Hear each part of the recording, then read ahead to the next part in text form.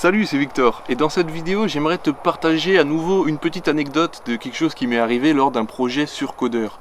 Parce que tu le sais peut-être ou peut-être pas, mais j'ai commencé une petite série de vidéos sur Codeur, un petit peu pour aider les autres à se lancer, à comprendre un peu comment ça fonctionne, parce que moi quand j'ai commencé il y a 1 an et quelques, j'aurais bien aimé avoir un peu un retour sur expérience de certaines personnes, au moins pour voir un peu comment ça se passe, surtout que je commençais à mon nom, enfin à mon compte en tant qu'auto-entrepreneur, et c'est peut-être aussi ton cas.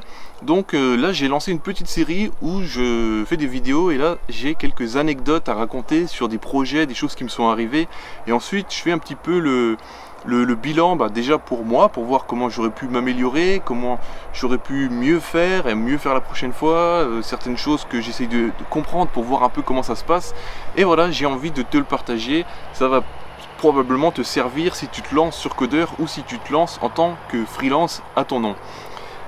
Avant de commencer, sache que si tu te lances sur Codeur, j'ai fait une formation qui va t'aider à bien te lancer, à bien comprendre un peu l'idée générale et surtout comment signer des projets, comment les réussir en profondeur et comment récolter un excellent avis pour te bâtir ta réputation en ligne.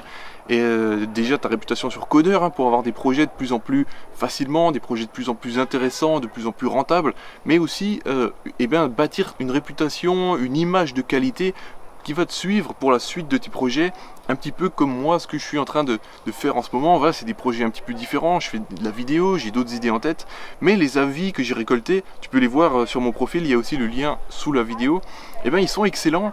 Parce que depuis le début sur Codeur, je mise vraiment sur la qualité de mon travail, la qualité de ma relation avec le client, pour montrer que voilà, je travaille bien, que ce que je fais c'est important pour moi, que j'essaye de le faire du mieux que je peux. Et donc ça, je me fais ma petite réputation tout doucement en ligne et je suis assez content. Et donc justement, ce que j'aimerais te raconter par rapport à ce projet, où en fait j'ai un client qui est un peu devenu mon ami, on va dire, c'est un peu lié à cet état d'esprit que j'ai quand je réalise les projets. C'est-à-dire que comme je mise tout, on va dire la plus grosse partie de mon travail, je l'oriente vraiment pour satisfaire le client, pour récolter un avis de qualité et voilà, bâtir ma réputation. Donc pour faire ça, il y a deux choses. Il y a déjà faire un très bon travail, évidemment, du mieux qu'on peut, c'est-à-dire ce qu'on a mis sur le devis, on le réalise aussi bien qu'on peut, aussi justement qu'on peut. Mais le deuxième grand aspect, c'est la qualité de la relation avec le client.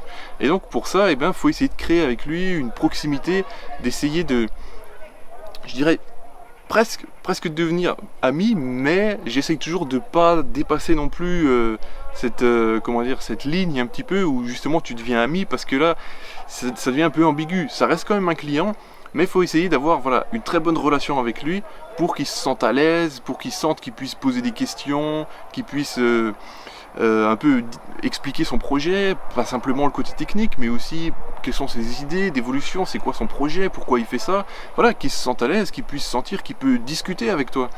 Et ça, ça va vraiment faire la différence à la fin. Mais là, j'étais dans un cas où justement je partais pour le mettre bien à l'aise, mais il se sentait vraiment, je dirais, un peu trop à l'aise. Et on avait tendance à discuter au téléphone sur son projet, mais ensuite on continuait, il me racontait des choses un petit peu plus personnelles, des idées de projet qu'il avait, pourquoi il faisait ça, et la discussion elle durait assez longtemps. Mais pendant toute la durée du projet, j'étais très content parce que ça, j'étais, c'était un peu au début, donc j'avais pas mal de temps, je misais vraiment tout pour bien faire le projet, donc j'étais très content parce que je me disais, voilà, à la fin, quand ça sera terminé, je vais récolter un super avis. Et c'est ce qui s'est passé. Ça m'a demandé de l'investissement en temps, pour bien prendre le temps de parler avec lui, de l'écouter, de répondre bien à ses questions, prendre le temps de discuter, enfin, je pense que tu vois ce que je veux dire. Donc j'ai reçu un super avis et j'étais très content. Ensuite on a mis son site en ligne, tout s'est bien passé.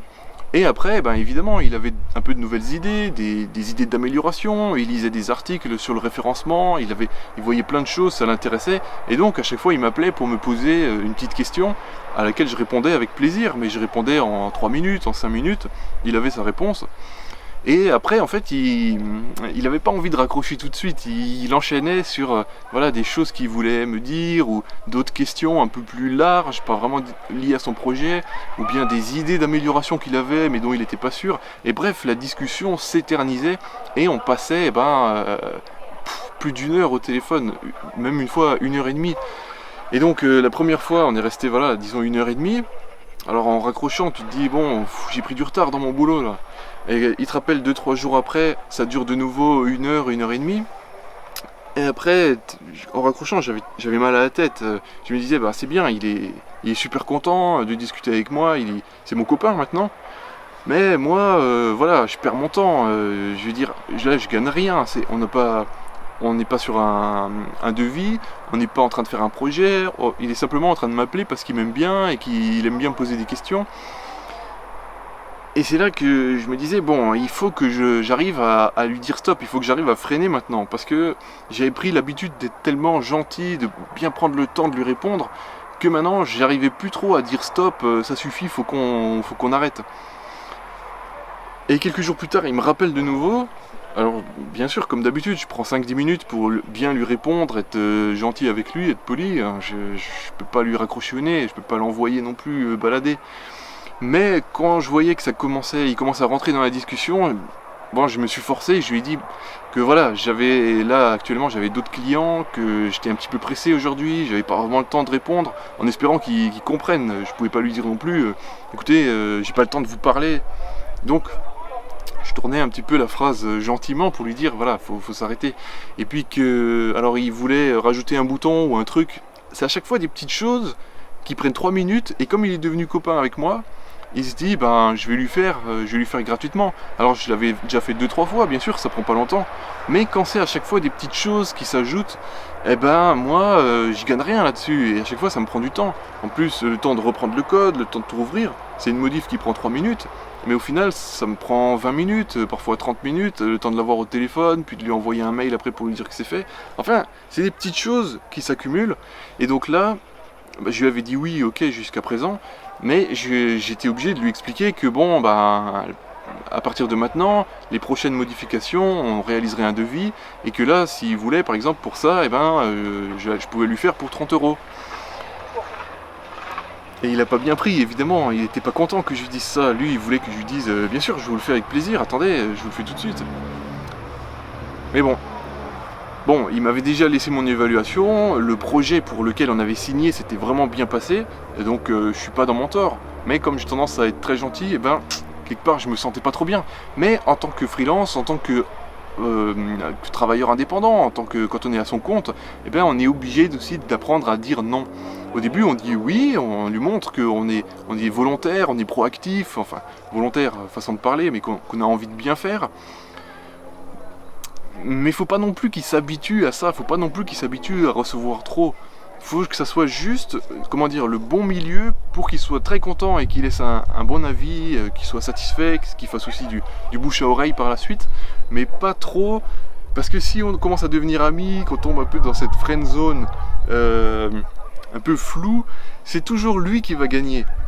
C'est toujours lui qui va gagner parce que c'est moi en tant que freelance qui faisons le premier pas pour montrer que voilà, on est ouvert, on est ouvert à la discussion, on veut bien faire, on est là aux petits soins avec lui, et il commence c'est ce qu'il enregistre, il comprend que ça marche comme ça, et après il en profite. Donc une fois que le projet est terminé, voilà, faut savoir freiner.